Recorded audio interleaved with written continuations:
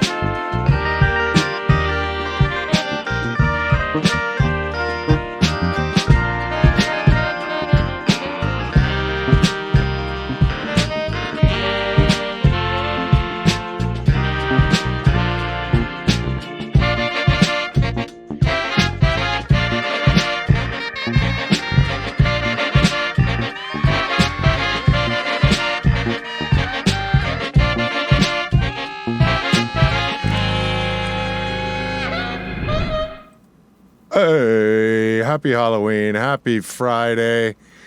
I am your Russian overlord. I am the fixer of elections. I'm your host this evening, and I'm here with Chase. Say hey, Chase. Hi Nate.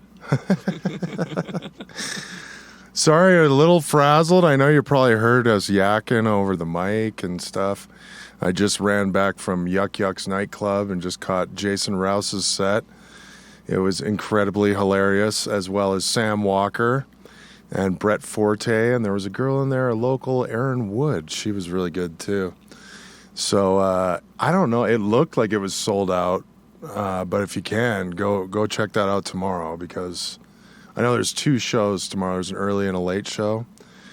So hit up Yuck Yucks. Go see your pal Jason Rouse. He's the most disgusting motherfucker that still tours. Is good time, as we say in motherland. Okay, Halloween. What else? Impending doom. A couple days should be pretty good. Chase and I, with I should bring up. Cheers, everybody. Cheers to New Level Brewing. You can put in their code late with Nate and get 10% off your online order. So do that up. And what I was just talking about, I'll have a sip here. What I was just talking about is Chase and I did a series of live performances down at SlaughterHouse Studios. Go to SlaughterHouseStudiosCalgary.com right now. And if you're a band that jams, if you need a photo studio, if you need a recording studio, rehearsal studio, they got tons of studios down there, and they're awesome. So, and cool dudes too. But we were invited down there, thanks to Bob, and we had Nikki V down. And I also want to give a shout out to my buddy Jim. He brought all his damn lights down, and we got it cranking. Well, I guess this one isn't all of them, but in the following ones, you'll see all of them. But, so I sat down with Nikki V, and we watched a couple tunes that we recorded at the Slaughterhouse, so enjoy. Hi, everybody. I'm here today with Nikki V. How's it going? Hi, everybody. It's fantastic. I want to thank you for coming down to the Slaughterhouse and being part of our the Getting Late with Nate live performances. It's much appreciated. Oh, it was so awesome. Thanks for having us. We loved it. Yeah, did you have a good time? That was probably like the best time we had all year because our band got to like actually get together and rock out. And plus it was Halloween themed. So, you know, the guys dressed up as Pantera and I dressed up as Shania Twain mixed with Wendy O. Williams, and we had a fucking great time. Yeah, it was fun. It was really fun to do. As people will see when we watch in a minute, we got the lights going this time, a little step up every time, and so that was fun with all that too. Yeah, like it felt like we were like, yeah, we're out rocking, playing a show. It was like we're out at the old Morgans on a Wednesday night. Nice. Yeah, good times. So, for those that might not have heard of you, which is kind of dumb, you've been around the scene forever. Well, not forever, but when did you get into music? Like what year? Well, I've been basically musical my whole life, as most musicians are, you know, and back in my junior high school days, I was singing R&B, and I just was always listening to rock music more. And then when I got a bit older, I was like, you know what, I'm just going to rock out. And I don't know, since I was like, I remember I started my first band when I was like 18 or 19, but we weren't serious or anything. We would just get wasted and try to play a few covers. Yeah, the old high school band. Yeah. You know, but, you know, for the past few years, I've been really trying to stay serious and stay focused on what I really want to do and do it the way I want it. And yeah, it's better that way. Yes, it is. And that's brought us here today, together. Yeah, very cool. It was funny because we did a bunch of takes of your guys' stuff, and I'm glad we did because it's funny. Like lots of people will be like, "Oh, that's cool," but you're like, "No, we can do that better. Let's do it again." we did 5 or 6 each one, and I'm glad we did. It came out pretty awesome. Yeah, I wanted to have like everything to be good together. Like I wanted like I feel like the second take we did was really good, but the lights weren't on point. Sure. That's the challenge with something like this is to. I was like, no, these lights got to be like flashier. Yeah. And then then we had to do it, and then it was like, and we all had fun, and yeah. And also, it's just so much fun that I was just like, I just want to keep doing it again and again and again. Like, if you didn't stop me, I would literally have probably just played those 2 songs for like another hour and a half. Yeah, that's fair enough. Well, it sounds like you're commissioning us to do something in the future. Is that correct? Yeah, we have a few plans. Okay, that's cool. If you don't want to talk about it right now, that's fine. Sorry, my dog just beckoned. She just woke up from her nap. No, we're gonna do like a little Christmas party. Nice. A social distancing live stream Christmas party, and we're gonna play our favorite rock and roll Christmas songs. I love it. Yeah, Trudeau is not shutting down Christmas. There is no way. No. But like you say, if we do it socially distanced, it's all good, right? Yeah, Christmas is about the spirit of it. Absolutely. And just dressing up and everybody drinking eggnog and. Eggnog, yeah. They had to stop me at the ship. They said that they couldn't give that much alcohol to one person at one time. Oh, we're getting wasted off that ship and anchor eggnog. It's so good. Oh my God. Yeah. When you have like a severe hangover from that. Oh boy, yeah. I don't know if I've ever had that. Maybe. No turkey dinner can fix it. Yeah. Just hit the tryptophan. Cool. So can you tell us about the tune we're about to watch? I'm not sure. Which one is it? Not Baby Doll. Or which one do you want to play first? Ooh.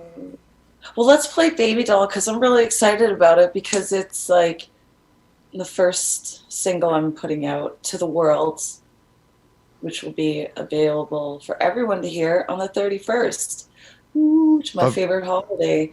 And it's a rock and roll song.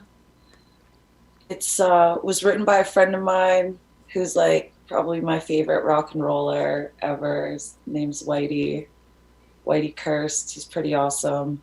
And I'm very grateful that I was able to cover the song and do it justice, and just so much fun to play. It's like just so awesome. So yeah, check it out. I hope you guys love it as much as I do.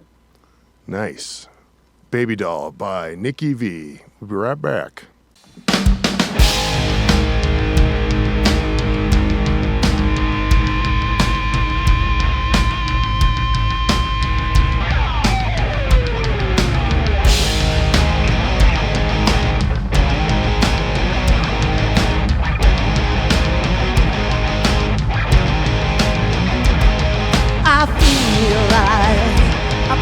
All night on a train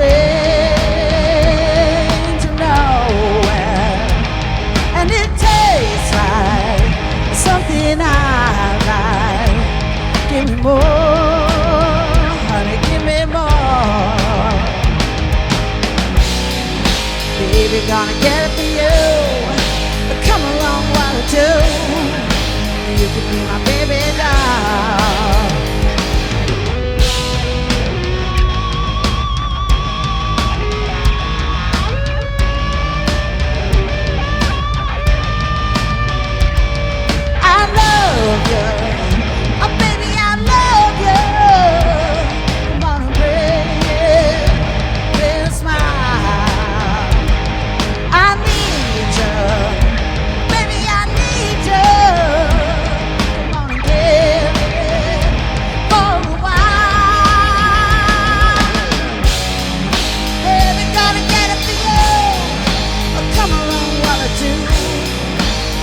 Be my baby now. Come on over here tonight. My mama's gonna treat you right. You could be my baby now.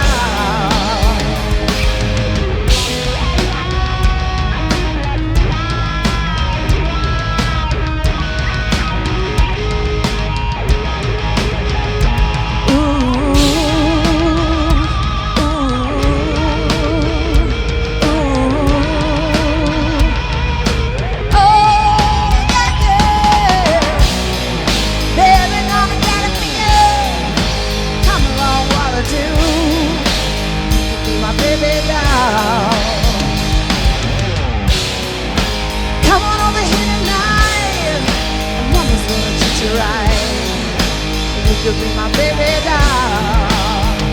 Yeah, yeah, yeah, yeah.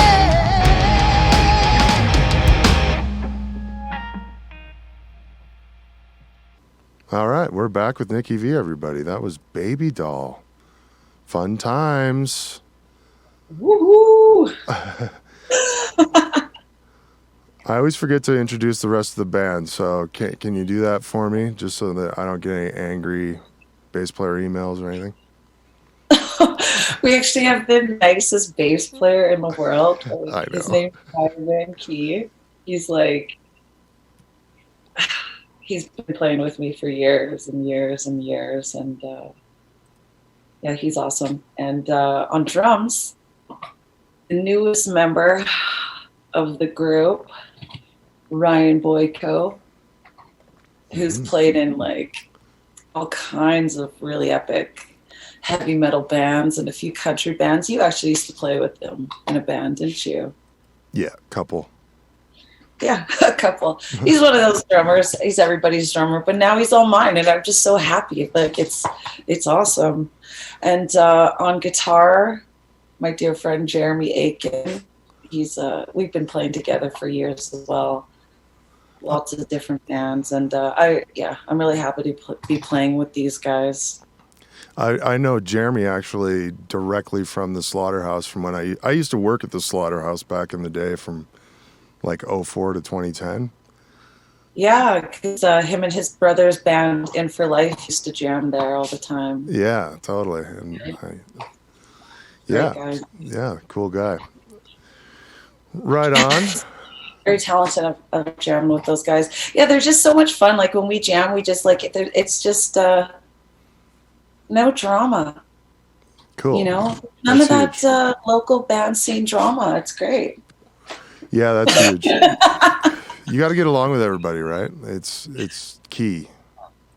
Yeah. Or it's not fun, and then why do it? Yeah, we're just like friends who share similar interests, and that's rocking, and it's fucking cool. Very cool. So, yeah, right on. Well, so we got the Christmas thing coming up. I'm pumped about, and yeah, I don't know. Yeah, I'm pumped about that too. Christmas is good. It's going to be a fun little show. Yeah, very cool. So, you obviously, because of the Rona, don't have any, except for the special you're talking about filming here. There's no other book gigs, right? Everything's shut down. No, yeah, everything's shut down. I'm just mainly focused on right now. Honestly, I'm mainly focused on writing a Christmas song. Oh, very cool. Yeah. Yeah, man. It's honestly, Christmas music is some of my favorite music. Just because the songs are just so great and timeless and classic, and you know, like White Cheer. Christmas. Yeah, they're just great songs. They're all so well written. I'll have a blue Christmas. Like, come on, that shit's so good. And I just want a Christmas song, so I've been working on that, and I made one, and I think it's really awesome. I think people are gonna love it because it's a rock and roll Christmas song. Nice. And it really captures the spirit of this year, of like very cool. How everyone's feeling, I think, you know, so that's cool. I can't wait to hear that. I'm excited. Well, we're going to be playing on the Christmas special. Yeah. I'm super excited for that. Awesome. So, check out Baby Doll everywhere on the 31st of November here on all your downloading streaming platforms and whatever. And go to nikkivmusic.com, right? 31st of October. Oh, 31st of October. Yeah. Oh, like Saturday. Yeah. Halloween. Yeah. Oh, okay. Awesome. That's great. Yeah, check it out this weekend here. And anything else you want to plug? nikkivmusic.com. Did I miss anything? You know, if you really like my song, just request it places. You can literally you'll be able to request it anywhere. Any Spotify, rock channel, playlist, a radio station, wherever. If you want to hear it, ask somebody to play it. Show some support, show some love. Very cool. And then what's this last tune we're about to hear? This last song is called Wasteland, and I'm going to be recording it pretty soon and putting it out as well because I really like it. I wrote it during lockdown because it's just how I was feeling. Yeah, fair enough. You know? Well, thanks for the exclusive content. Holy shit. So this stuff isn't even out on records yet? Not yet. Not till Saturday. Not till Saturday. Thanks so much for doing that. It's awesome. You're very welcome. Thank you so much for having me on here. It's been fun. All right, and tell your friends this will be streaming live on Friday. Come join the chat and shit talk, motherfuckers. Start a ruckus in the chat. You're welcome too.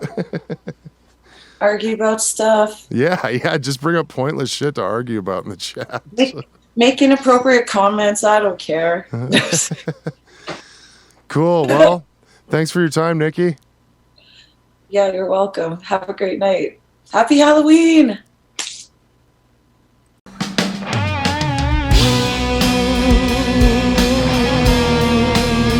Wow.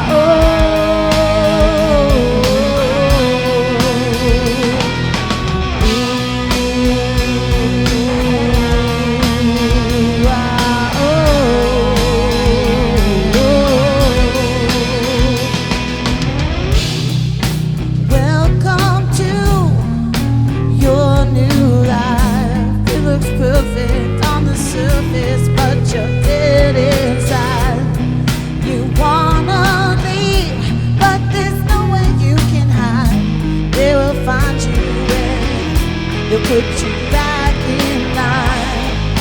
You're living in a new wasteland where the lucky ones, they're always there. And if you happen to make it out alive, just keep on singing.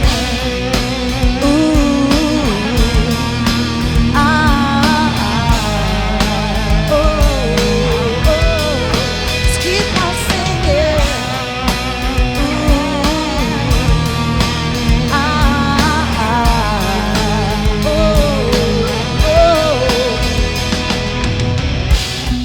You're wide awake, this ain't a dream.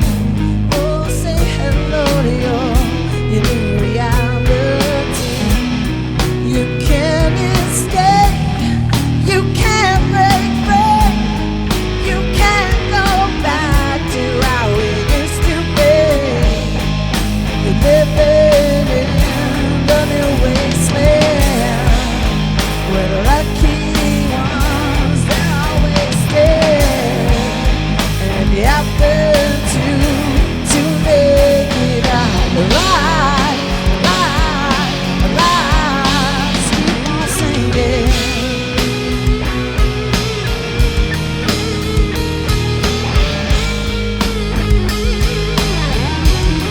Just keep on singing.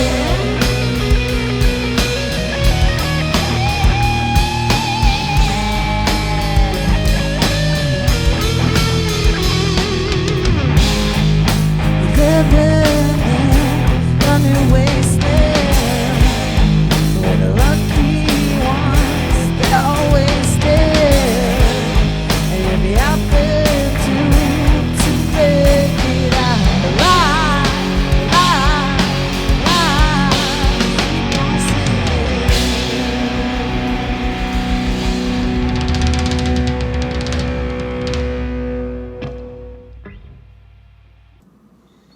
Hell yeah, that turned out good, didn't it?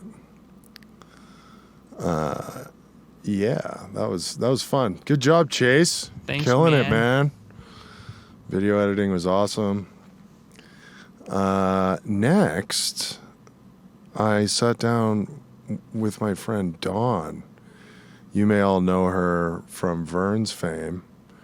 She's been slanging drinks down there forever. She's a burlesque artist, among other things. And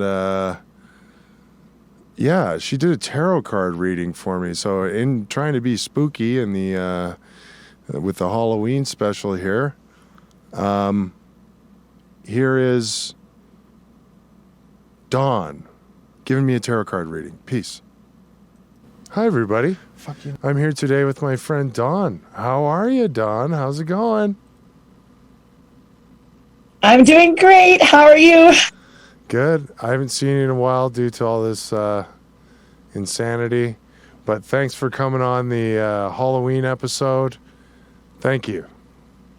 Thank you. I might have been offended if you didn't invite me for a Halloween episode. Yeah, you know, I've never had a tarot card reading, so thanks so much for agreeing to do this. Not a problem. And you know what? This is going to be first for both of us, Nate. I've been doing tarot readings since I was 17 years old, and this is the first time that I'm going to be doing one online. I've done it on telephones before, so I guess this is just the next step. Okay, so you have done them on over the phone before.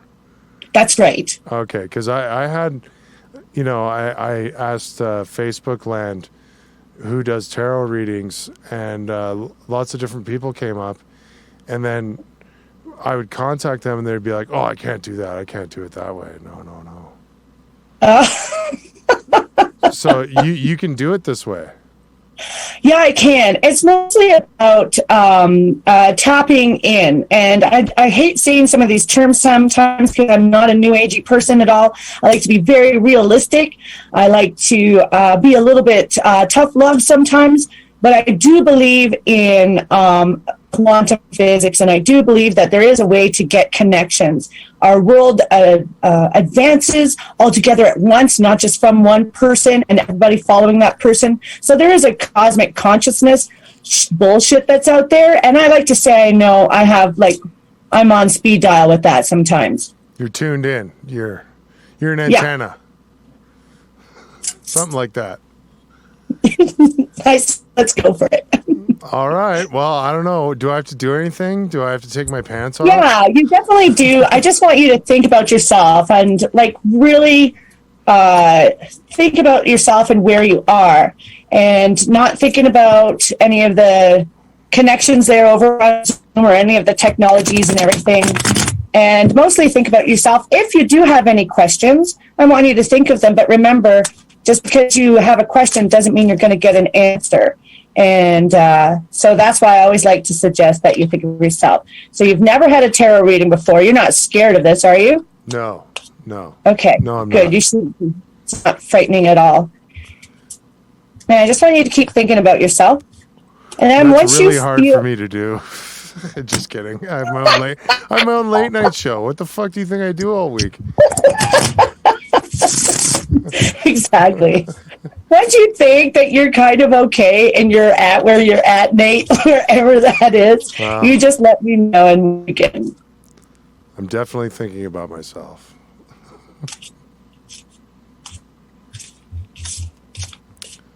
Is the shuffle an important thing in all this? It is. It just allows for time to connect.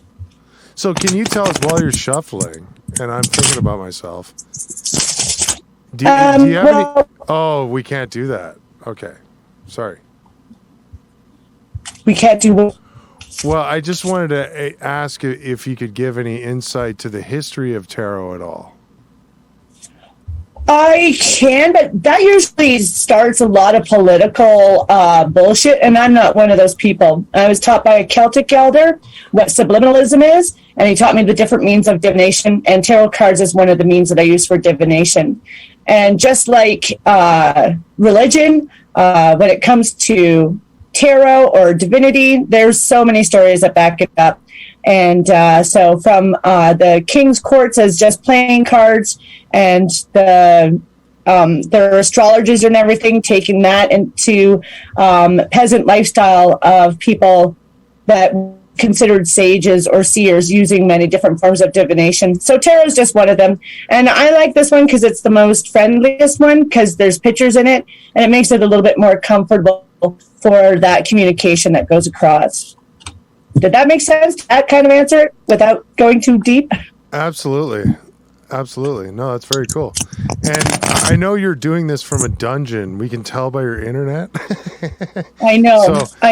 I'm in a basement. If I ask you to repeat yourself, don't be offended. I already brought that up. Absolutely. Not at all, Nate. All right, cool. Absolutely not at all, Nate. I think we caught 95% of that, and I am still thinking about myself, I'll tell you. Fair enough. Okay. So, what we're going to do, the reason why we shuffle is it allows the person to it allows for the person to focus, and to also get rid of the previous reading that was in there. It's kind of like when you do play cards, you want the cards stacked. So you really like the idea of the cards being shuffled, and this just allows you a good, fresh perspective and a fresh hand. Now, in some traditional ways, not always, we're going to break the deck up into 3 piles. With using your left hand, we create 3 piles, and this represents the past, present, and future. And then we're just going to restack them again, and then we're ready to begin our tarot reading. All right. So throughout this, Nate, if you need to interrupt me, first of all, to repeat myself, because I am stuck in a basement, just let me know. And second of all, if you have any questions throughout it, I will check in with you, and I will try to answer them for you. And we'll go through this nice and smooth as I guide you through this wonderful land of WTF tarot. First of all, this first card represents you as a person. The second card laid represents what your query is, or your main objective or question is, and or issue in life. This card over here represents your past, And this card represents your future. I don't believe in reversals, so I flip everything up to the right side. Reversals add too much drama, and I believe life has enough drama. And so this bottom card represents the mother, but not just your mother, but also anything that's feminine in you and the women that you are surrounded with, if at all. And then we have... Whoa. What? I'm surrounded with women. I have a daughter. Oh, I know. No, I know. All women. No, it represents the women that surround you and the strength that you get, and also the feminine inside of you as a human. Fair enough. Okay. And this one represents the father, and you can't see it in the picture, but I'll make sure that you're able to see it when we get to it. And all things masculine. This one in the mother house also represents emotions, and this one in the father house represents the mental body.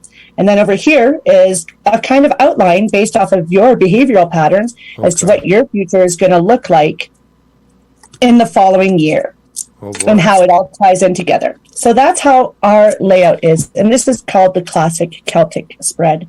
There's many other spreads. Some of them are small. Some of them are 1 card flips. Some of them are 3. And then some of them are even more archaic that people invent themselves. And whatever tool makes them tune in is, I guess, the best thing. So our first card is you, the Page of Wands. This represents you, Nate. Oh, no. And you as a character and as a personality, and also what you're doing. And Wands represents physical and household and also work. It is the hard work. It is the trees. It is the seeds that are being planted. And the page represents a status in society. So right now you are in a very good locked in state for where you want to be in the future for what your career is. You've already done a lot of communications, and that's what the yellow is all around the page here, representing communications. And you see where that desert ground is. Those mountains there mostly represent travel, and what they mean is that you want to do a little bit more traveling. And because there's 3 of them, you want to travel a little bit more spiritually, you want to travel a little bit more physically, and you want to travel a little bit more delving into yourself as to what you want and for your future, especially with all of your accolades and all of your skills and traits. The feather in the hat means definitely it's a white hat, so it's a protection. So you really like to rely on intelligence, and the red is what your protection is. So sometimes you do have anger issues, so making sure that you focus on those anger issues is what's going to help you be more progressive, especially now in the future, since you want to do much more important things. Wow. Nice. Now, the query is, are you going to be a king someday? It is what it isn't. This is the King of Cups. So your question is, are you going to be emotionally satisfied? Are you going to be able to get somewhere that you're going to be content? You understand how to make money. You understand how to do a lot of things in your trades and everything. Now you really want to focus on what's going to make you happy, and are you going to be able to achieve that? And that's mostly what your question is here. Has all your communications gotten you to the point? And you'll see him in the yellow robe here, and you'll see the red around the crown. You really want to hone into yourself, and you really want to move forward from the white hat and the cap here to the crown with the red jewels in there. You really want to focus that anger being more passion and driven towards passion. And as you can see here in the page, we had the blue in the background, and now we have the gray in the background. But the blue is now your robe that you're wearing. And that means you really want to connect with yourself and be very emotionally content. You don't want to think about worries anymore or anything like that. And you want to make sure that you're in control of things and not just a byproduct of being in control or being controlled. And so that's your main querent. Some other querents will come up in this one too as we explore, because there's a lot of cups in here. So there's a lot to understand about love as well. And we'll get to that in a little bit. I know it's weird because I know you're in a relationship, but love is very important. So we'll find out exactly how that relationship is going to benefit you. So far, does that make sense for you, Nate? Yeah. No, it's pretty cool. Pretty cool. I'm blown away a little bit. Excellent. Most people are. Yeah, Okay, no, so it's now good. we're gonna go into your past. We're gonna go into a very unique part of your past because of what your layout is. Here you have the King of Cups in your Page of Wands, which we've already talked about right here. And in your past, we have a Major Arcana. Major Arcana is one of the strong cards, and you only have 2 in here. And it's very interesting the position that they're in. So in your past, we have the Temperance that has come up. And as you'll see, Nate, you'll see 2 cups there. And these 2 cups, this is the sign of Aquarius. And this is about humanity, being a humanitarian as well, wanting to give back and taking and balancing between the 2. And as you see, cloaked in white, that represents wisdom. It also represents purity, depending on the character and who's getting the reading. As you can see in this far ground over here, it looks like there's a kingdom there. Now, some way to think of that as dying and going to see Jesus and marrying him. But no, that's not the case. That's the world that you want to live in and where you're going. You can see that he has 1 foot in the water and another foot on the ground. This is about finding the balance between stability and emotion. This is a unique kind of situation of making sure that you do not change your environment, because that's what emotionally disrupts you. You really do need stability in your life and continuity, and you do need protection. In that hat that we saw on the page earlier, that hat had a red feather. As you can see here from your past, it's a very common trait that has run in your family, is a lot of passionate people, and that's how we like to politely call them. But sometimes we call them anger issues. And it's because you come from a family that has always wanted to, or an environment, I should say, because it's not always from family, of people wanting to protect each other and to protecting themselves. So these are not actually bad traits. These are just good traits. So that's where that comes from. So for you, you feel as though that you also have to protect your community and your chosen family as well. And that's kind of where your foundation comes from, based off of your past and your past experience. This also means uniquely that there is money in the family. Not a lot. That'd be nice. I know, not a lot, but where it is, and if it comes to you, we don't know. So you have to take some of those other blessings that come with you, because I think when Uncle, Leonard dies, I don't think you're going to be in the will, let's say. But there is a history of the family finances being able to be there, but you inherited passion and the knack for wanting to protect people. Well, I'd rather have passion than Uncle Leonard's money. Fuck him. Sorry. Don't be sorry at all. No reason why. You're nailing it, just so you know. This is blowing my mind. Thank you. Thank you. So these 2 cups here, we go from the past and we go into the future and where that direction is. And as the cup is that a jester? Well, kind of. It's the 2 of Pentacles. It's not really a jester. It's just one of the hats of a common folk from medieval times. So it's not a jester, but and you don't have one, so worry not. That 2 of Cups going into 2 of Pentacles is how do you turn that into making money? And that's your main thing, is getting some financial security that by doing what you want to do and really focusing on it. And that's what mainly your reading is all about. So the 2 cups here from the past goes into the 2 cups here of the future. And as you can see, there's waves in the back, and it's going to be a little bit of an emotional roller coaster. Those 3 mountains that we saw here about balancing in your life with the mental, spiritual, and physical, that's going to be the process that you're going to take going into the future. And it could represent travel, but in this case, it usually represents you're emotionally up and down and balancing, getting frustrated, lack of communications, and it's going to be an infinity of constant obstacles in order to get yourself financially on stable ground. He's on a great ground there. There is stability there, but you have to master that. And that's why he's all in red, and orange is the chameleon of communications. So it's about making sure that you're choosing the right words and creating the right connections as you move forward to get that stable ground. So this is not necessarily an outcome card, but more an obstacle card, or a card that is going to influence you to think about what it is you're going to need to do in order to get to what the querent is all about.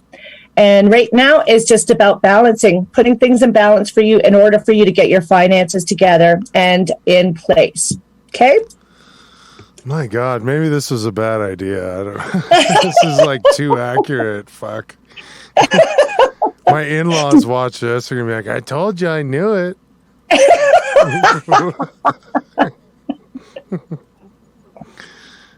You're nailing Luckily, it. You're blowing nobody died. Yeah. Fortunately, I don't build bombs for a living, so nobody dies. We're going to go into the next one because that's not the kind of bonds we're talking about. This one is your mother card and your female card, and everything that is feminine to you that includes emotional and nurturing components. And for you, you do need relationships in your life, and you always need a partner, and your partner is going to give you the most stability. As we saw in the Temperance before with the Red Wings, this union that you have in the mother house and how you have a unique canny to surround yourself with women. You like to protect them, and because of that, you get to protect your feminine side in you as well, because those red wings are now above these cups. This also means medicine as well, and not as though that you go into medicine, but there can be other things that can relate to this, such as small indications of self-medicating. But as long as you're in a relationship, I have no idea what you're talking about.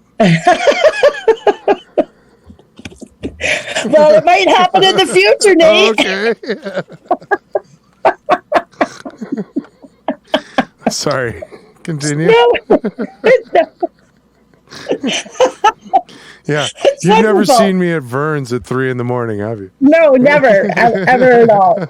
But it is through your relationships, especially with women. If it's not your mother, it's your aunt. And if it's not your aunt, it's your girlfriend. And if not, it's your female friends that you have around you. Because as you can see, those rocky waves there are now waves of rolling hills of a stronger foundation, which is what you want. So this mostly represents that you need partners in your life in order to have balance. For you, you can't be alone. You need your best friend to be with you. You need your partners to be with you, and you need to be around your chosen and or birthright family. And this also means with that, you get to support them as much as they get to support you. So it's a mutual thing. So those two cups actually are there again. And that's mostly what that represents, the young man and the young woman and the balance emotionally in between it. So you are one of those relationship types. You like relationships. And it goes to show, especially too, as some of us have known you for so long, that you have developed a lot of relationships and you have very tight bonds with those people, especially in our scene. I've also been with my wife for 18 years. that kind of helps a lot too, right? And I mean, we've been married for 10, but...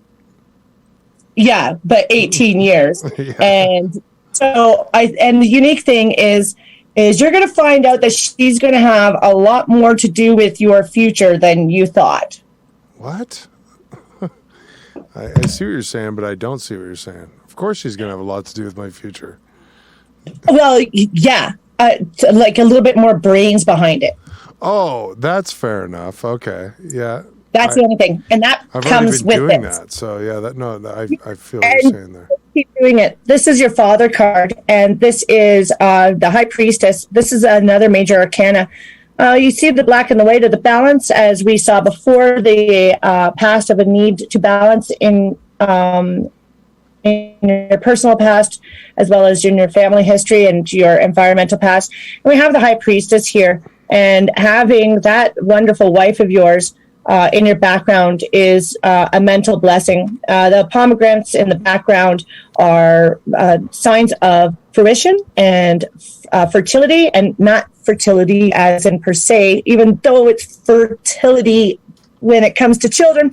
It's also fertility when it comes to seeds of wisdom and stories and guidelines and all the other things that you want to do. So this also represents an inner side of yourself that, despite who you put off characteristically as the Page of Wands and a hard worker and everything you do, you also have a very unique spirituality to yourself that you don't really express to a lot of people, but you get it. You're there. Like, you have a connection to the earth and the environments around you and everything, and you do believe in that certain essence, and you need that spirituality around you too.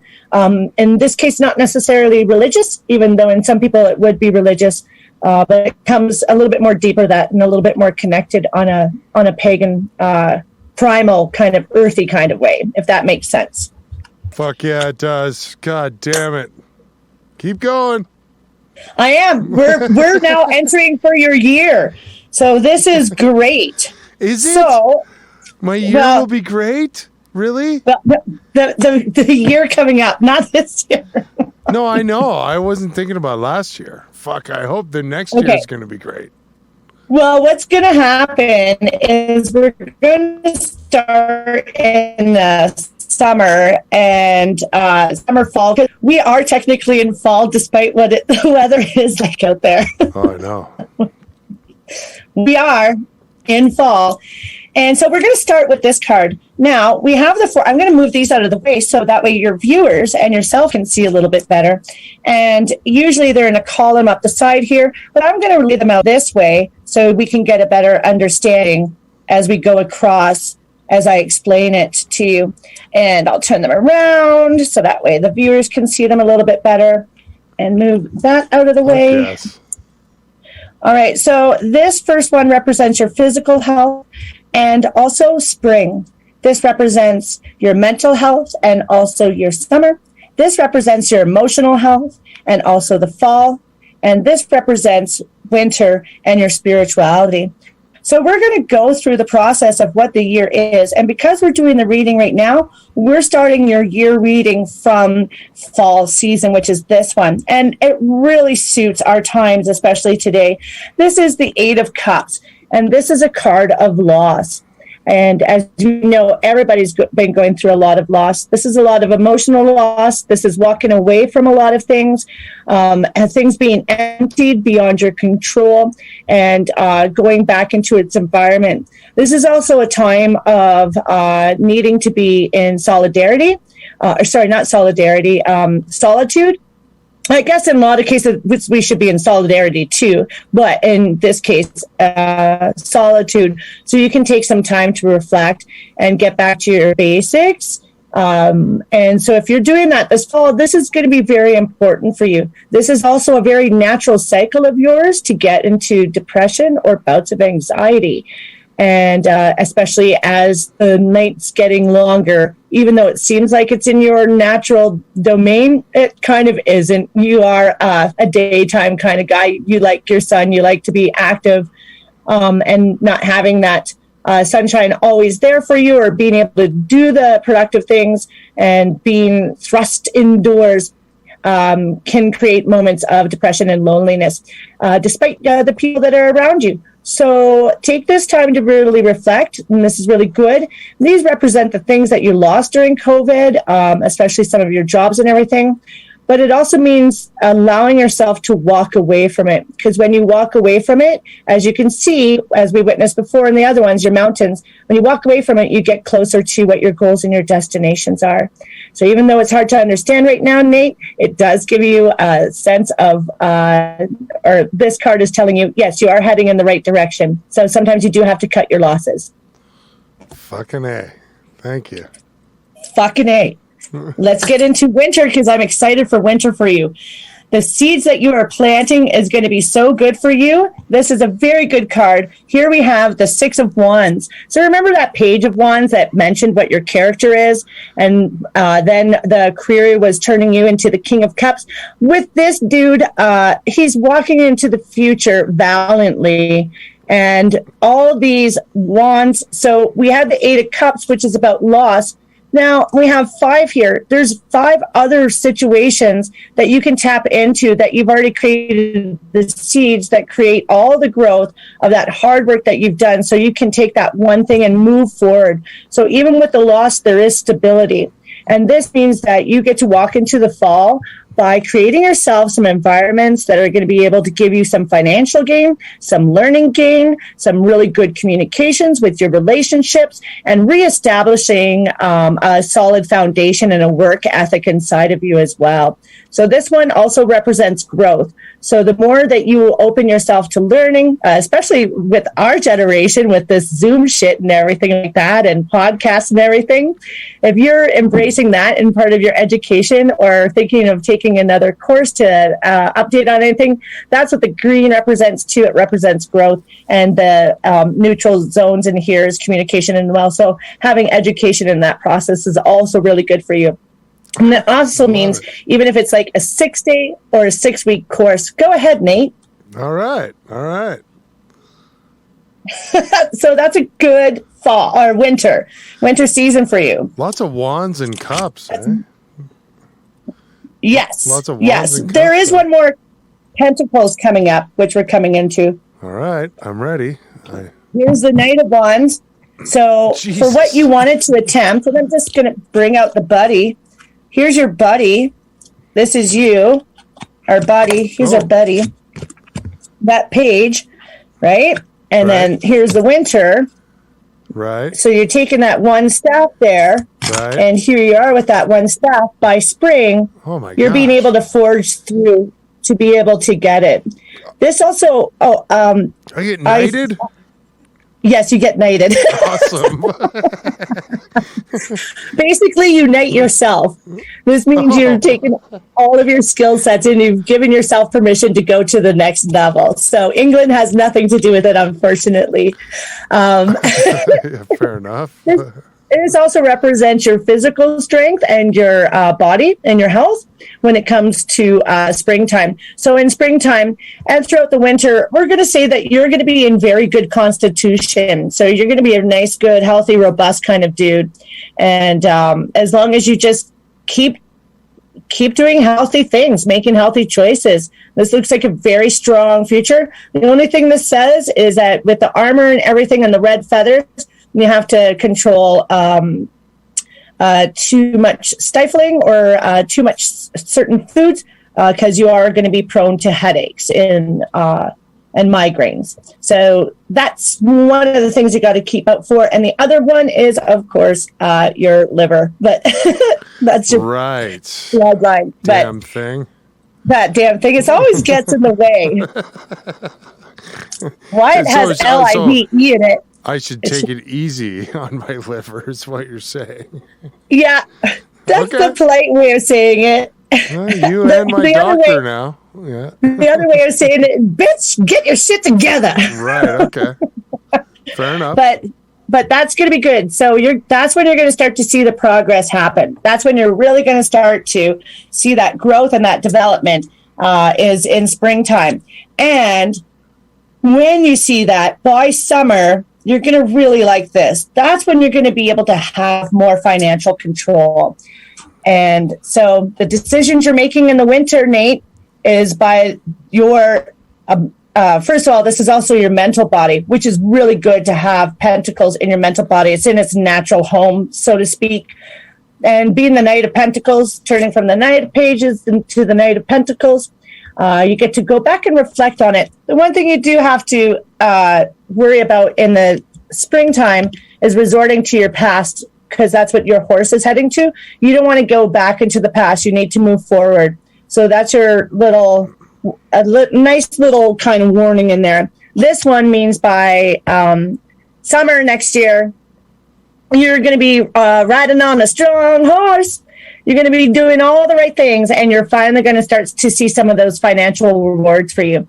And as you can see, those backgrounds have calmed down, and you see some nice things growing there. And there's a sense of strength here, and there's a sense of oneness here. So that's when your finances are really going to start turning around. But everything that you're working for during the fall and winter season is going to start showing that fruition by spring and summer. There we go. Yay! So I'm gonna be rich. No, If I keep my shit, no. If you keep your shit together, you're going to be. I'm kidding. Well, you're going to be where you want to be, and you wanted to make sure that you could do what you want for a living and be comfortable, right? Sure. Which is all I want. Just want to be happy. Absolutely, but you don't need to be starving. None of us need to be starving. We're past that shit. Nobody has time for that shit. It would be nice to not be starving. That would help me. It would, right? Yes. So hopefully this helped you. So how did you feel about your first tarot reading? First of all, do you have any questions? I don't think so. I'm just, yeah. You nailed it so far up the middle there that I'm pretty mind blown. I mean, like all the stuff you were saying about like Nancy's my friend, like even in high school, I didn't hang out with all the guys. Like I wasn't a jock guy. I had more like chick friends than, mostly not banging them, but just related. Anyways, all that stuff you were saying about all that was really interesting because I can't, like, Nancy's a really good friend of mine. Fucking, we hang out all the time. We're like bro down, but she's a chick. You know what I mean? So that's really interesting to me. It is. Well, you're really good at this, and you just did an amazing job there. Would you like to promote yourself at all? Like, where can people look you up? If somebody wants a reading, what should they do? Well, first of all, they have to wait a little time until I finish my studio, but to pay attention for when the Shamanatrix comes out, because I'll be doing this as well as my native side stuff as well. So there'll be artistic things going on, paintings going on, readings going on, and me maybe making up stories or telling some good old-fashioned myths, some good shit. But that's going to be at the Shamanatrix with a TRYX in the future, and hopefully I get to launch that out mid-November, right around my birthday. So that's what my aim is. So just keep an eye out for it. I'm starting to build it up, and I got some of the channels already started. I just want to make sure I rock it. And thank you for inviting me, Nate, because I'm looking forward. I'm seeing how well this works, and that makes me very excited and very happy. Well, God damn it. Thanks for coming on. You knocked it out of the park like Babe Ruth. You literally like pointed out and smoked it out to center field. So thanks so much for your time, Dawn. And thanks for coming on the Halloween special. Much appreciated. Thank you for inviting me, Nate. I really appreciated it. See you in real life soon. Yeah, I hope so. And we'll have a beer together, okay, bud? That'd be awesome. Peace. Peace. Cheers. Wasn't that neat? That was thanks to Dawn. We're going to play. This is an extravaganza now. Where'd I go? Boo. I'm gone. I'm back. Oh, Chase, can we make it where it's just my head? How do we do that? Here, I'll show you. Watch. This is going to be worth it.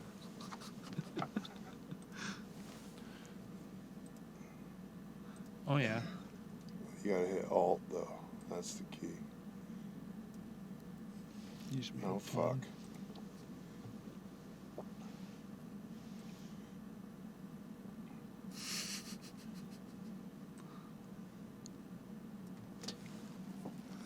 Woo, spooky. Okay, I almost forgot this today because I was so ran around and stuff. But my good buddy Chad, also known as Chewy in this video, I asked him if he'd put together a cooking special for me, and he agreed. So here it is. Good times.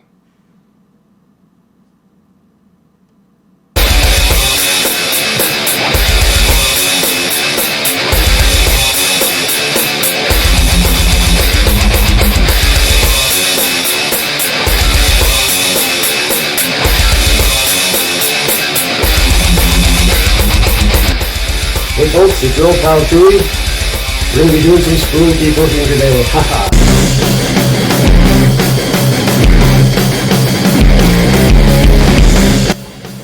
Okay, severed finger cookies. First off, preheat in the oven to 350.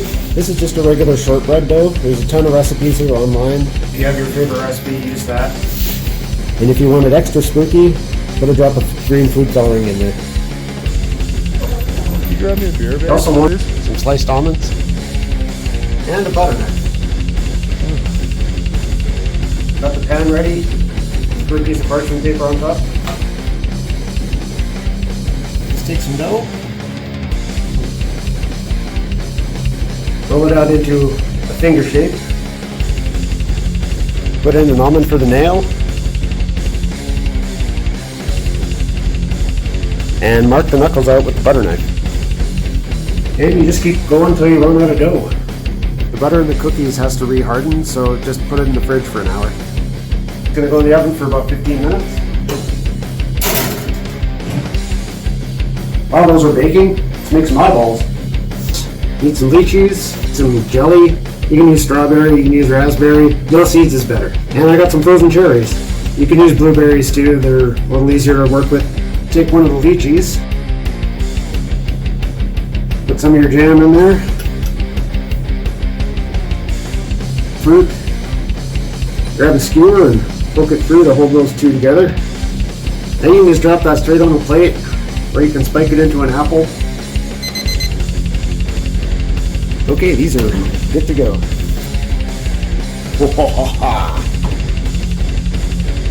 These can cool on the tray for a few minutes. After you can touch them without burning yourself, you can take a fork, break the end of the finger off so it appears to be severed. So after all the fingers are broken off, you move them straight onto a cooling rack and let them sit there for another 5 or 10 minutes. So to make the blood, you need a tiny little bit of water in here, some red food coloring, just enough to coat the toothpick, and then add your jam in and mix that.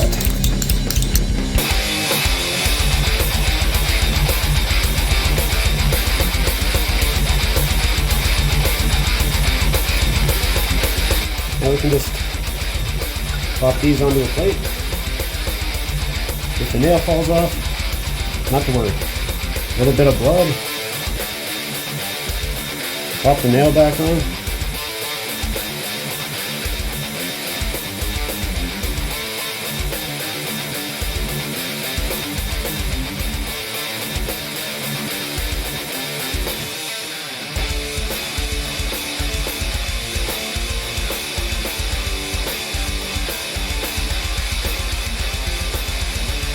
Well, that's it. Thanks for watching. Happy Halloween. See you next time.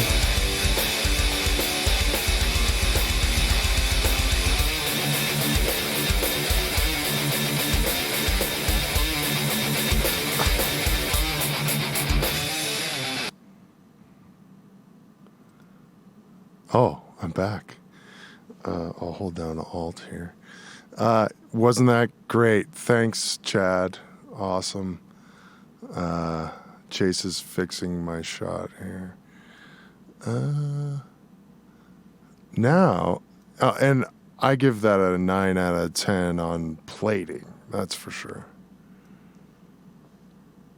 All right. So here's the finale with Robyn Condon.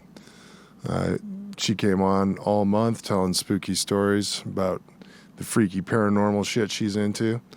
So, yeah, check it out. Hey, everybody. I'm back here with Robyn Condon. How's it going? Excellent. Just another day in paradise. Yeah. Yeah. This is the finale in our October-long series of spooky-ass stories. Yes, it is. And we're going to climax in Calgary. We're going to talk about local stuff. I like it. Yeah. And we have visual aids this time. Yes, at the end, I produced some scary photos that have scared my friends. So I thought they would be the best ones to show with some other evidence trails. They're pretty cool. One's like a face with like a death record that matches You know, it's cool. So Nice. Okay. Yeah, you wanted to bring up something about Crow's Nest Pass, right? oh yeah, I wanted to tell you. So like for me, the darkest area of Alberta is, for me, because I haven't been everywhere, is Crow's Nest Pass. I get weird feelings there all the time, and I've had a lot of weird occurrences. Actually, the 22 that you take from pretty much Longview to Chain Lakes, where you can turn to go to Nanton, that area there for me is really strange. I've actually crashed 2 cars in that exact area. Wild. Yeah, super wild. And one of them I rode off because a bear came out, and we hit a bear going 120. Shit. And like I just remember white, and we went into oncoming traffic. And the only reason we survived was because my friend hit the gas instead of the brakes for some reason. Yeah, and we flew like super far. And like the thing of it was you remember the Goldfield Hotel? Right. Yeah. Yeah. So my friend who lived in Goldfield, she made this jewelry, and she had plates from the original Goldfield. So like I think it was like 1907, and it said Goldfield on them. So she made like a heart charm for me, and then I had taken a piece of glass from one of the rooms, I believe 105, and I put it on top, and she had glued it. So it was kind of like this cool little amulet thing that I actually have lost since then, which is sad. But we had that hanging from my rearview mirror, and I always just feel this need to touch it and say something nice when I see like a dead animal on the side of the road. It's just something I do. I always touch it and say like a nice thing because I feel bad. And so we did that because we saw all these streaks in the road, and I was like, touch it for good luck, Allie. And my friend Allie was driving, and 2 seconds later we hit the bear. She yelled "bear," and like the bear just ran out. We hit it, we went into the other lane, ended up in a ditch on the other side. When I came to, there were lights up above. My whole car was wrecked. It was smoking, and everyone was fine. Andy Sparacino, Tron, was in the back seat. Yeah. So he was dressed quite ridiculously and scaring away all the people trying to give us rides back to Bragg Creek. So we had to go to Crow's Nest Pass instead. Fucking He Tron. literally, he had like a luchador mask on from my garage sale, and my pants that had like sugar skulls on them that were way too tight, and a lei around his neck like a circus clown. Right. And he was eating my Doritos while my car was smoking with a cracked beer. Well, we were all kind of like up on the ledge. I was so mad at him. But when we looked out, it wasn't just me and the other 2 people that were in the car who were obviously shaken up, but the conservation officer that wasn't in the accident at all, who I believe was trying to like get the bear off someone's property or something and scared it out into the road or something. She ended up seeing the same thing we did. And I can only describe to you as what I thought was death. And it came out of the ground, and it was like smoky, and it just kind of rose out, and then it walked away in a weird like time-lapsed motion. And everybody saw it, and we think it went after the bear, because I guess like a week later they found this bear or something, and it was dying, which is very sad. But it took off, like the bear took off running. And then we all had to get a ride with this police officer. We get in this police car, and we're driving towards, Frank Slide area. And some of my friends had never seen it. So the cop's like shining his lights, trying to be nice. And meanwhile, Andy Sparacino is like, fuck the police, in the back of this cop car. And so when we got into Blairmore, which is the Erie area, I got out, saw a tavern hotel. I'm like, that's it. I walked up to the bar. I got 3 shots of Jameson, 3 beers. They thought I was sharing. I did them all. I locked myself in the bathroom with 3 beers, and I cried. We rode off the car. I really do believe that at that moment, we could have all possibly, like, that was the closest I've probably been, besides the carbon monoxide, of course. Right.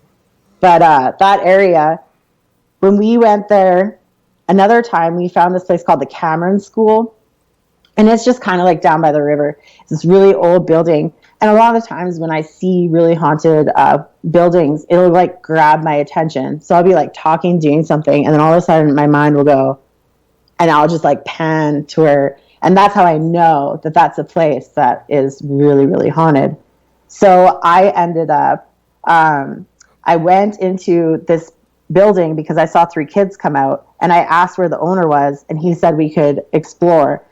And they had like this rumor that the front room at the school, it's kind of weird because there's hardly any windows at the front of the building, just the one over top of, it's all brick, and all the windows on the side are like it's an old creepy ass school. Like if you go see it, I bet you it's still there. I think the owner had to get rid of it because he was trying to turn it into condos.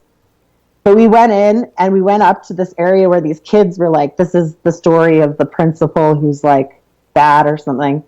And one of the things that I found was really interesting was there was an attic door at the top, and there were these ash handprints that were totally inhuman looking, and they were like 8 feet off the ground, and they were leading into the roof where the opening was, which was creepy. We also had a lot of difficulty recording things with our phone cameras, like lots of glitches and stuff. And when we tried to go back there, that was the night we hit the bear. So my friend always jokes and says it was a Wendigo telling us not to go back to the building. But the really creepy story about Crow's Nest Pass, and this one is probably, I haven't really been there since. Me and my friend Debbie Watson, we wanted to go out there and explore. I told her about the school. We wanted to go see the Frank slide. We heard that you could see apparitions along the rocks and stuff.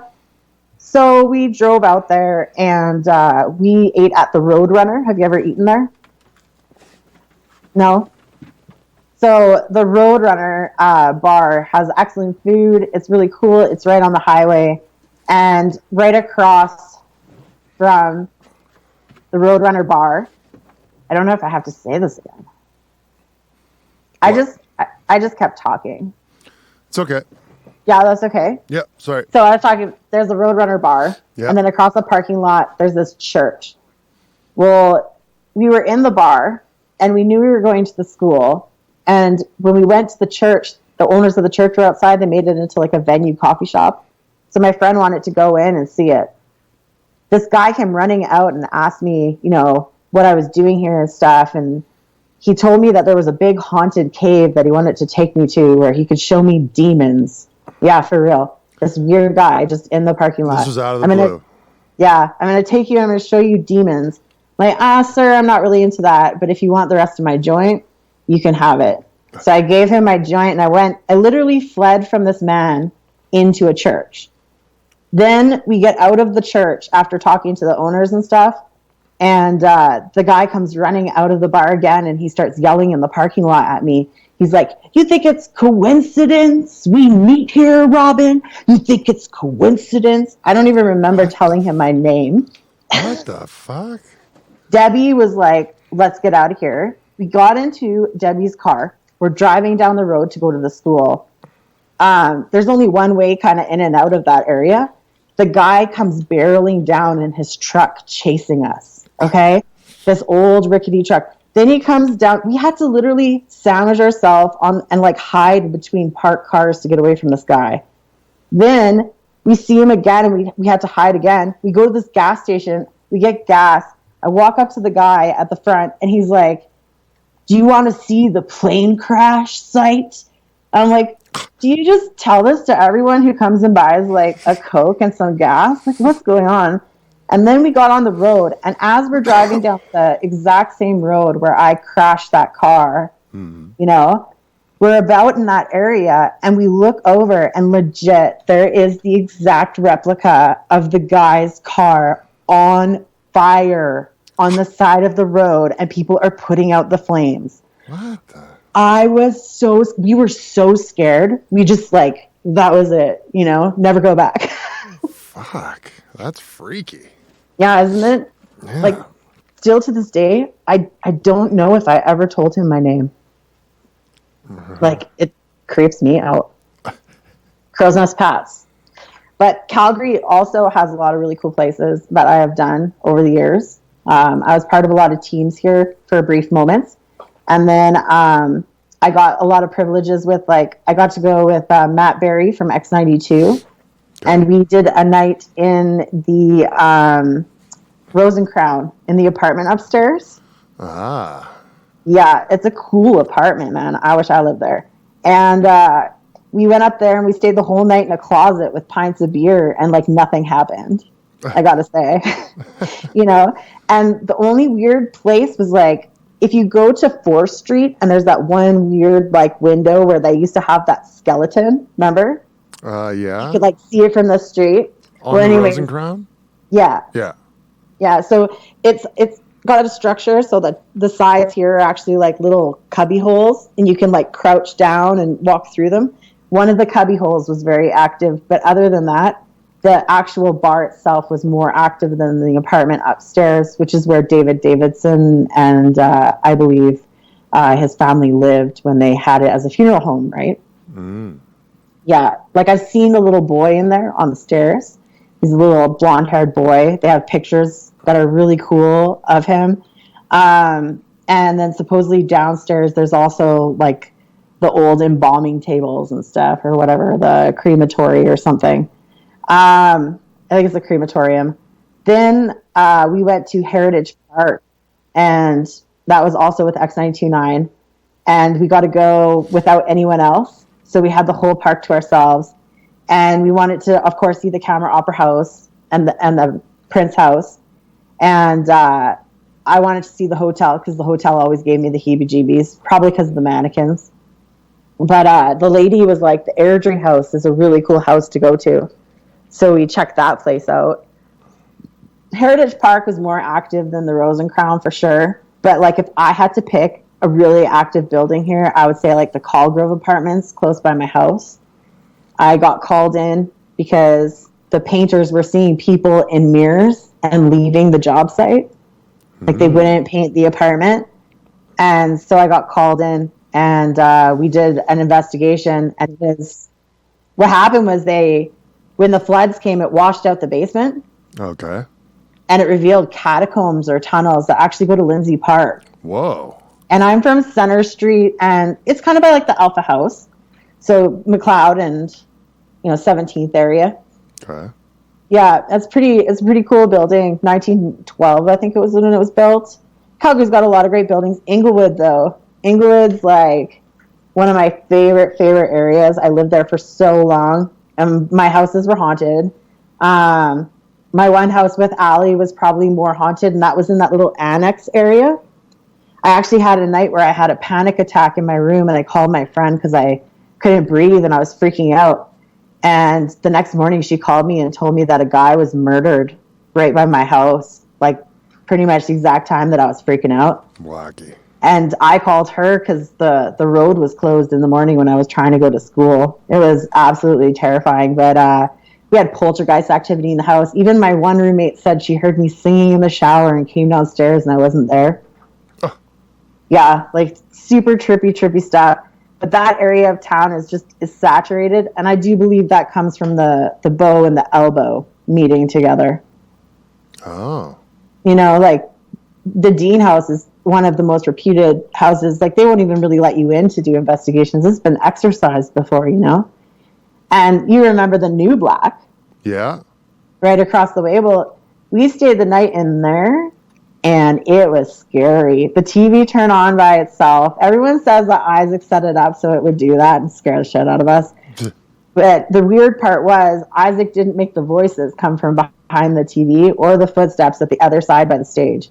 That one area where the windows were by the stage, sure. We slept there and you could hear people walking around. And even Jay Sinclair said that he caught voices on the audio there. Huh. Yeah. I personally think it was an old worker I did research on it, and there was like some kind of manufacturing company or something there. And I think a tradesman, like an old tradesman, haunts that place. I've caught male voices in there on my audio. But that whole area is just so old and well preserved. Victoria Park is like that too. Kensington also has places, But yeah. Yeah, it seems like all those houses by like Is that called Victoria Park? Where, like, on the way to the Saddle Dome, kind of? Yeah. And by the train tracks, like, it seems like those old Like Victorian... Rock Central and stuff? Yeah.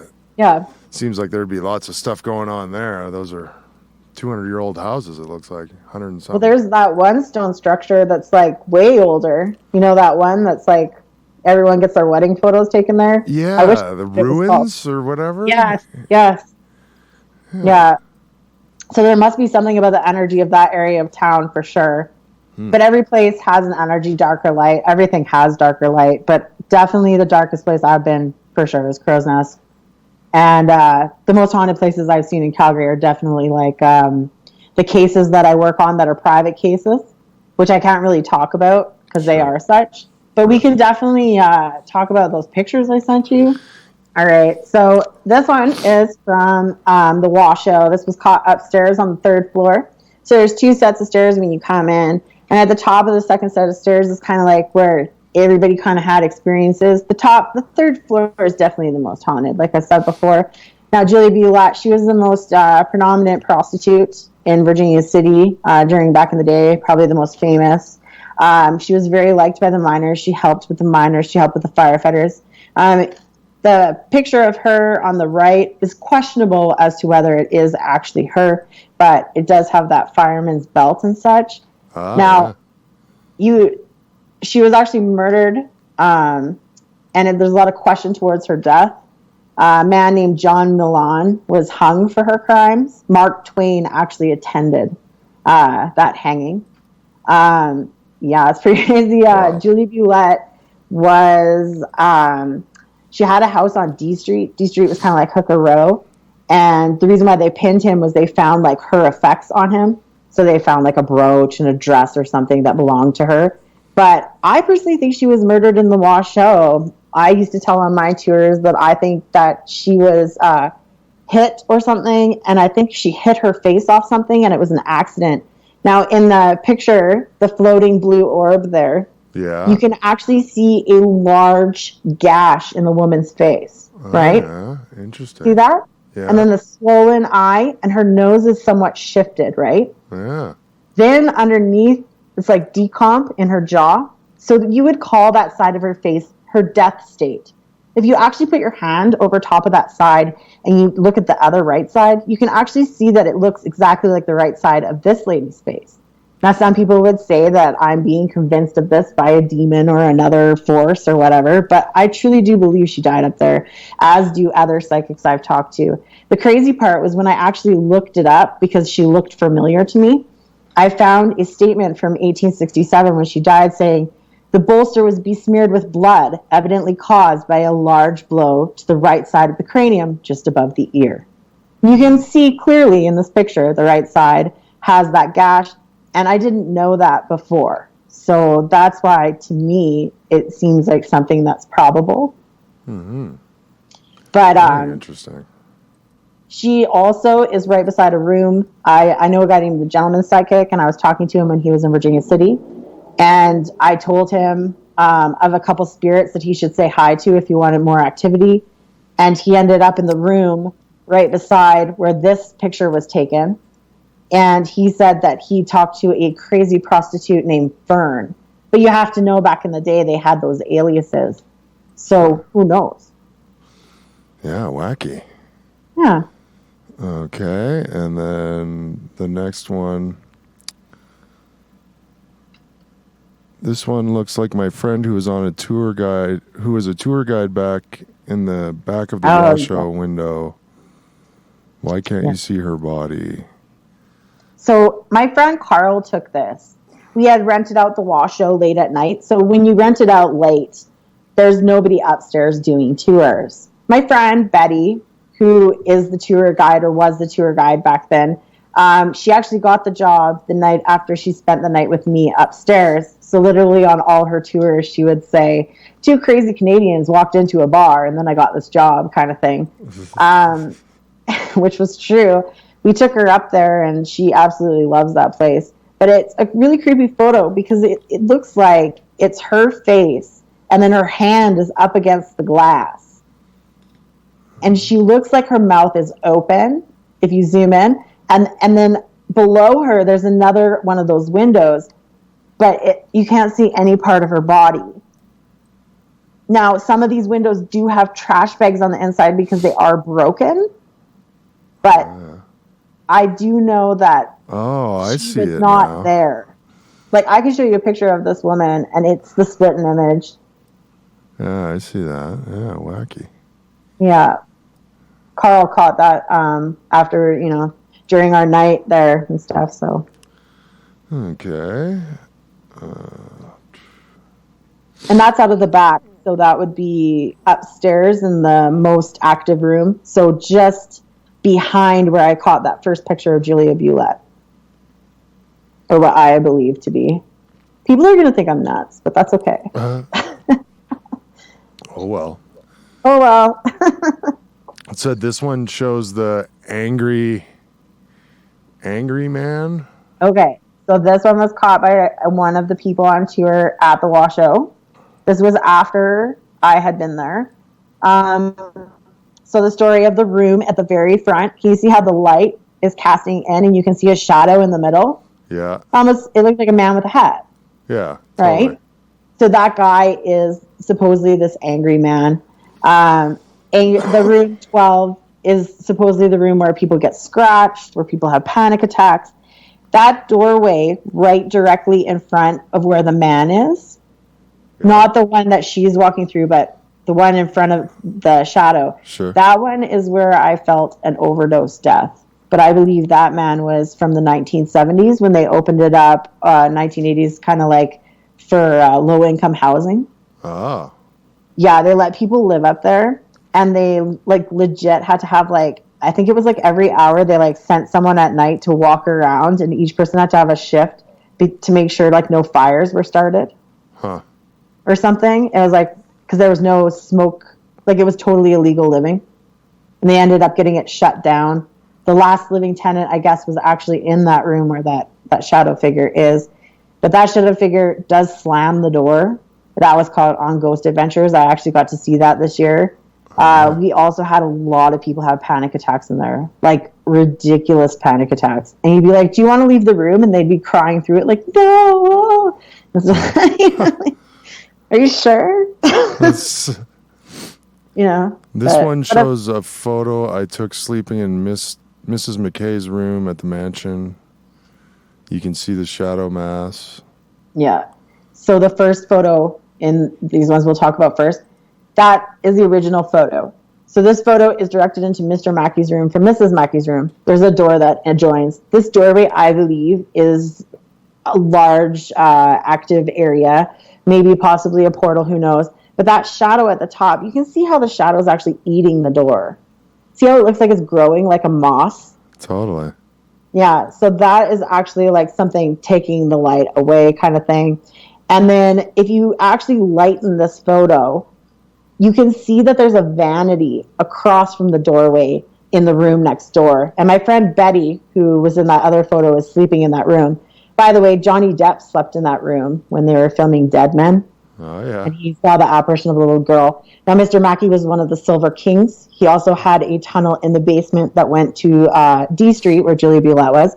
And he also had a lot of sexual, he's a very sexual guy, I guess. I don't know. But this, you can actually see the second photo in the mirror. So if you were to lighten the first photo, in the mirror, you would see the second photo, which is, I put a picture of Mr. Mackey for comparison.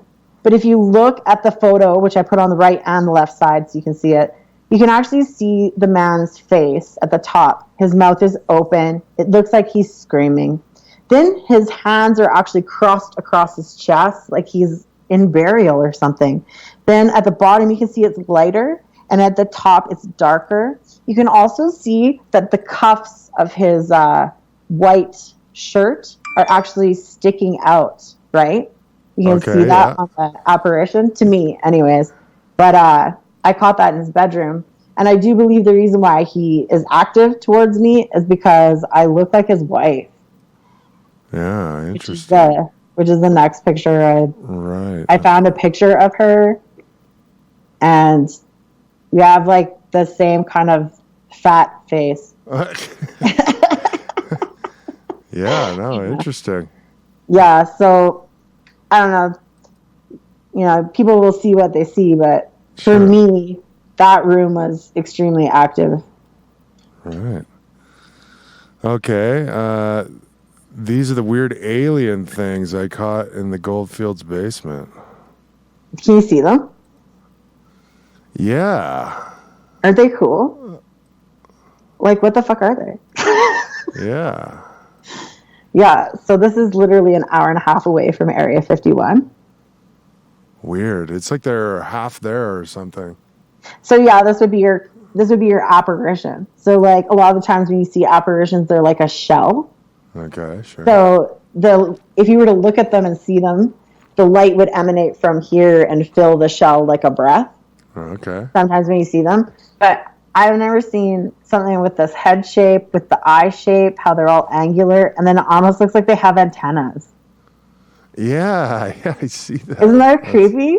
That's funny.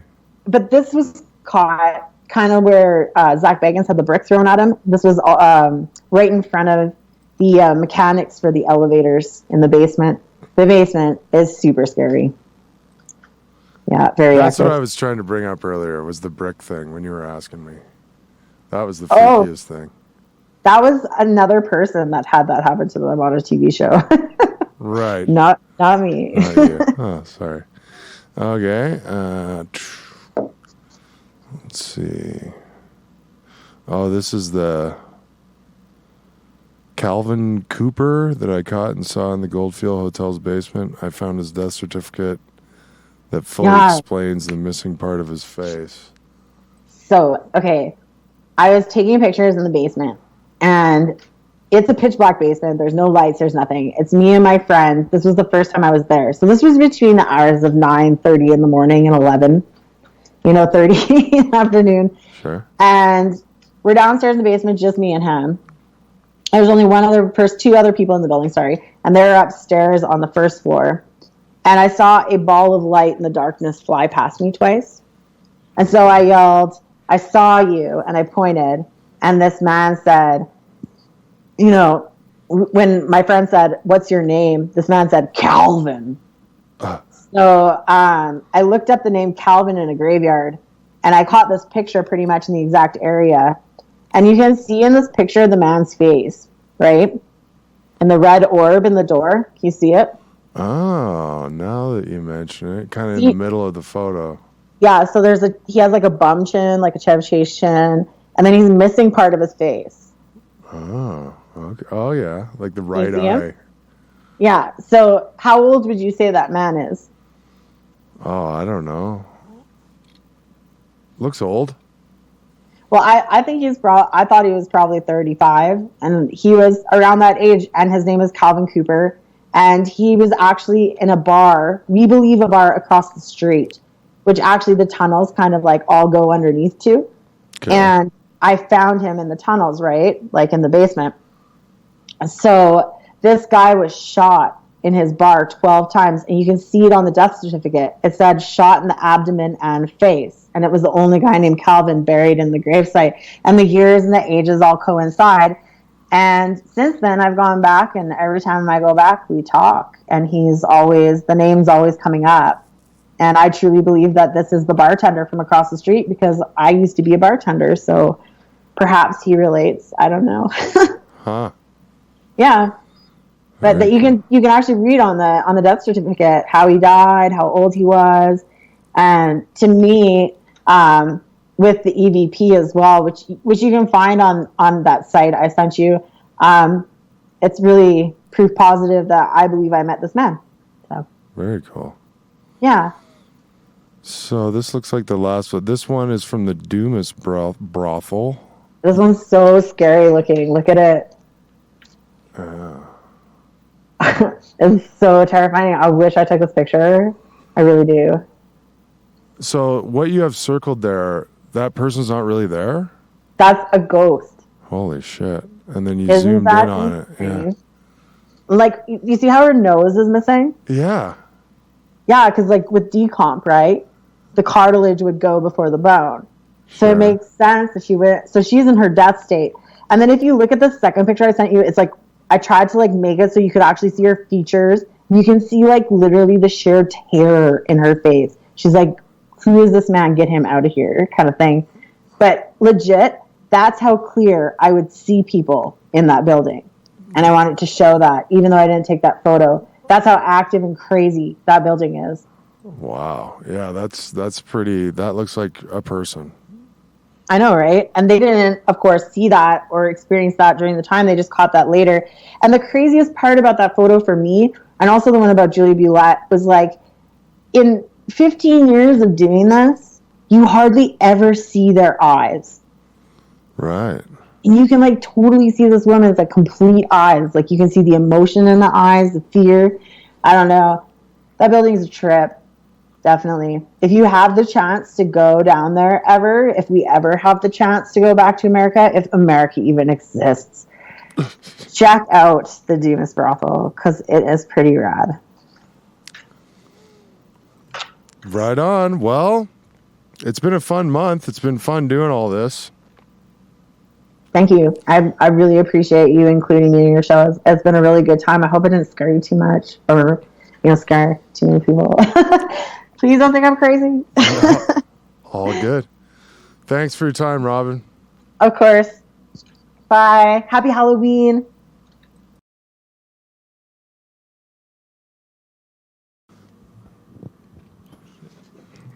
Fuck it. Hello. Is anybody out there?